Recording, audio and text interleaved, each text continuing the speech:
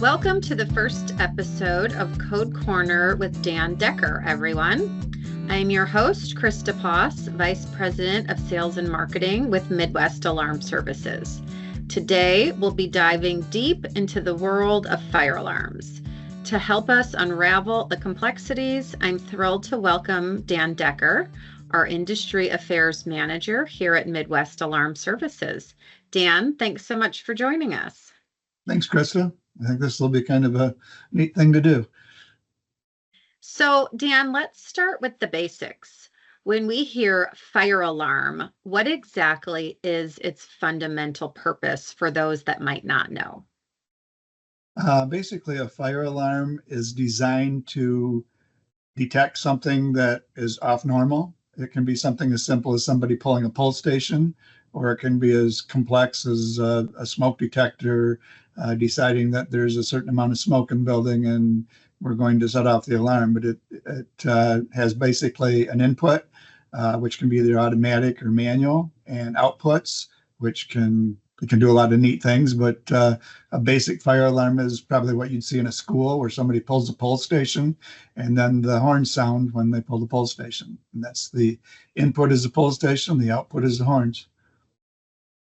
Okay, can you give us a couple of examples of what those responses would be? One of the types of systems that we work on is like an elevator recall system.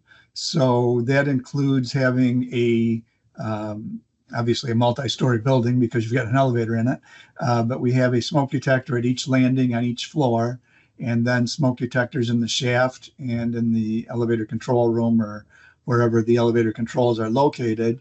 And what that system does is, depending on which smoke detector is activated, it will recall the elevator to a particular floor.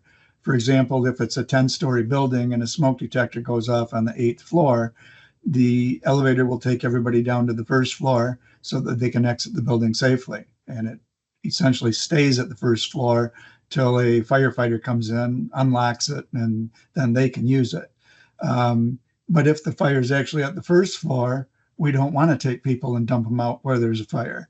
So there's always an alternate recall level, so that if the first floor lobby is full of smoke, we will recall the elevator to an alternate level, which would typically be either the basement or the second floor, somewhere close where they can still get out, but not opening the elevator right up to a point where people are going to be exposed to smoke or fire.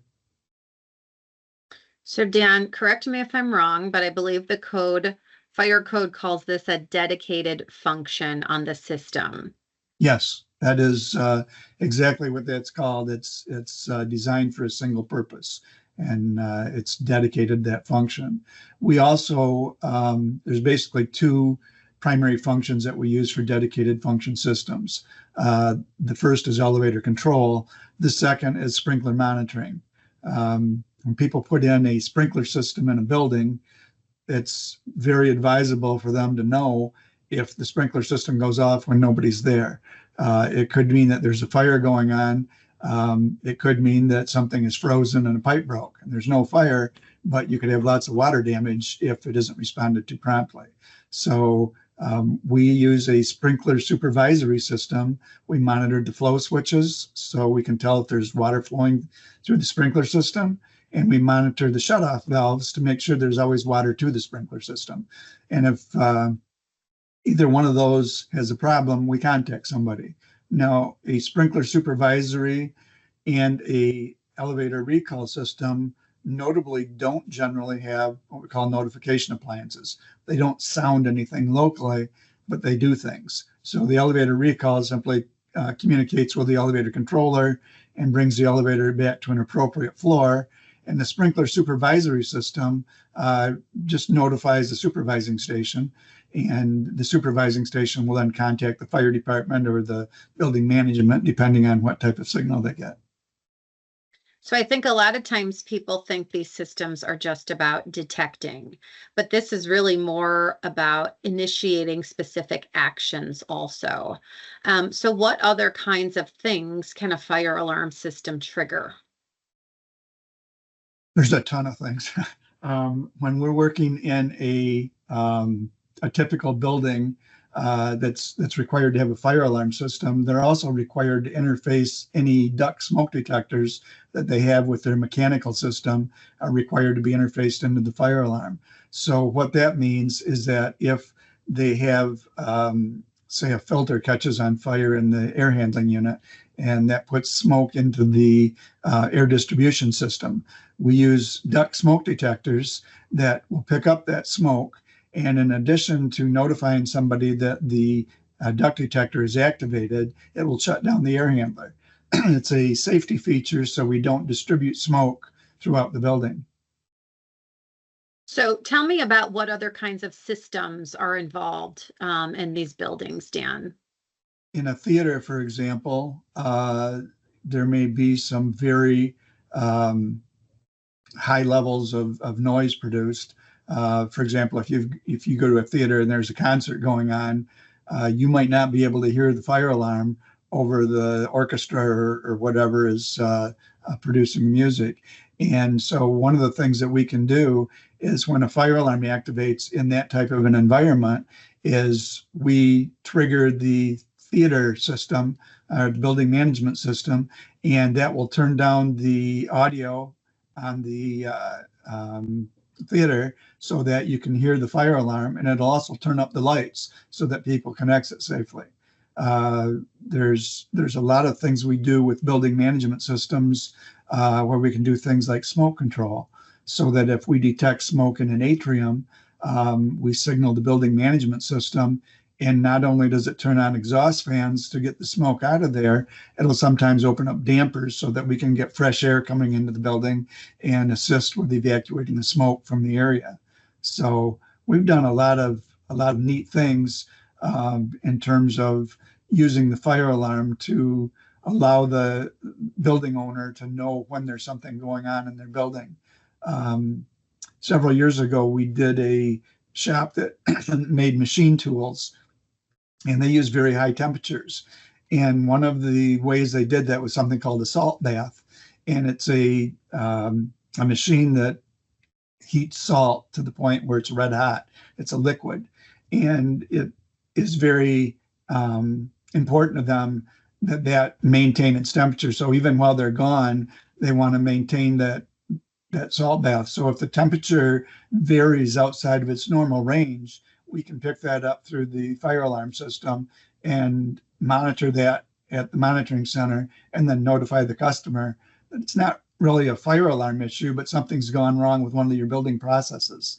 And then they can come in and resolve the problem. And it saves them production time. And a lot of times if something like that froze up, I understand that not only did it put that machine out of business, but it was quite costly for them in terms of lost production and just the labor to kind of chip the salt out and restore things to normal. So obviously these systems are vital.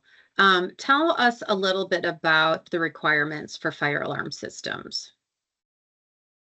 Well, fire alarms are such a good idea that they're actually mandated by code. We have a building code that dictates all of the things that have to be met, all the requirements that have to be met for a new building that's being constructed. And depending on the size of the building and the occupancy of the building, many times a fire alarm system is one of the things that are required. And so that puts us in a situation where we have to know what the code requirements are so that when the customer says, I need a fire alarm to open my building, we know exactly what to deliver so that they can indeed open their building and not find out that that isn't what the inspector meant. So Dan, you mentioned that selling something required by code could also bring challenges. Let's dive into one of those now. You have a story about residential codes, correct? I do.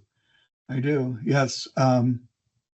One of the challenges with having, I mean, it seems like a great idea. You're selling a product that the code says people have to have.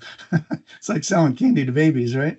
But there is a responsibility on our part to not only know what the code requirements are, but to be wise about the application of what we're doing.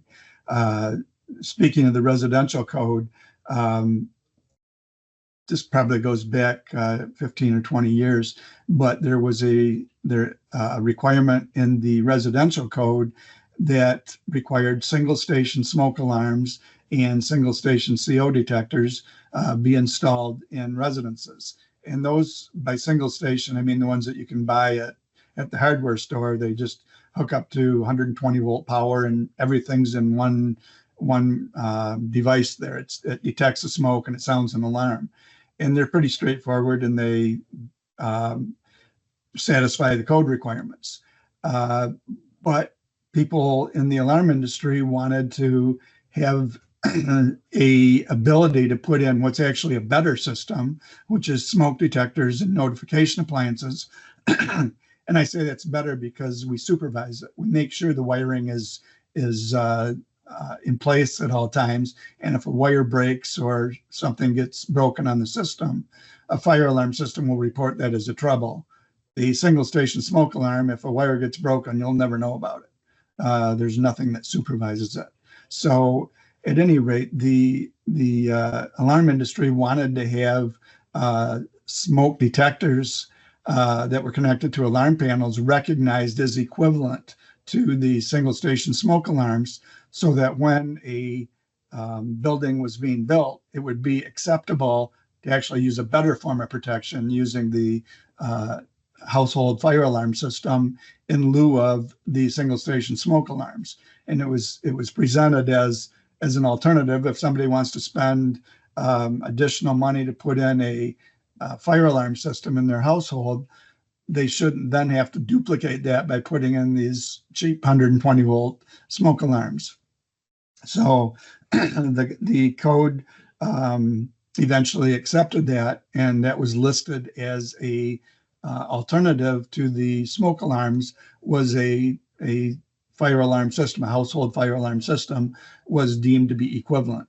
What happened was somebody in the alarm business decided that, hey, since these systems are acceptable by code, if I put these in, I can lease them to the customers, and then that satisfies the code requirement. And if they try and cancel their service, I can call the fire marshal, and he will enforce my contract by not letting them take out something that's required by code. And it was kind of a devious way of doing things. And there was a firm that linked up with a developer, and they did a large development, and every house had a fire alarm system installed in it, and that met the code. Everything worked fine, and they sold the houses. And down the road, somebody decided, I don't want to pay X number of dollars a month to have my fire alarm supervised. I don't want to pay that money. So they canceled their service. So the company called the fire marshal and said, well, we no longer have service at this address, and therefore they don't have smoke detection anymore because we shut down the panel. And so they're no longer compliant with code. And the company was of the opinion that the code official would go out there and force the people to hook things back up. Code officials had a different take on it. Technically, the company was correct that they did need to maintain that smoke detection, or they could go back and put in another type, the old single station smoke alarms. They would have to put those in and get the coverage that way, but they had to have a smoke detector or smoke alarm coverage in the residence because it was a code requirement. And it wasn't safe to live in residence if you didn't have some sort of fire warning. So the code official was not at all happy about being placed in the role of a contract enforcer for a private company. And so they went, and the codes are developed by an international organization called the International Code Council. And so they went to the ICC and said, this isn't right. We've been taken advantage of, and we need some things changed. So the first edition of the code came out, after the code officials approached the agency and said, we need something changed. The next version of the code came out and said, okay, smoke alarm systems or fire alarm systems are an acceptable alternative, provided that they continue to work when the control panel is removed. Well, that's generally an impossibility, since the smoke detectors and the notification appliances draw their power from the control panel and are controlled by the control panel. So that kind of swung the pendulum in the other direction, where effectively the code prohibited household fire alarm systems from satisfying the code requirements. So we ended up going back to the code council and said, the real problem here isn't that the smoke or the fire alarm systems are a problem. The real problem is that somebody's leasing these to the end user and then trying to make the code official their collection agent. So the code was modified a second time to say that the household fire alarm systems were an acceptable alternative, provided they're owned by the homeowner. And that essentially got to the root of the problem and resolved it. But it's a 3-year code cycle, so it took 3 years for the first correction to go into effect, and then another 3 years for the second correction to go into effect. Wow, thank you for that background, Dan. And we will delve deeper into how codes impact fire alarm systems in our second segment, Navigating the Codes, Residential Quirks, and Commercial Clarity.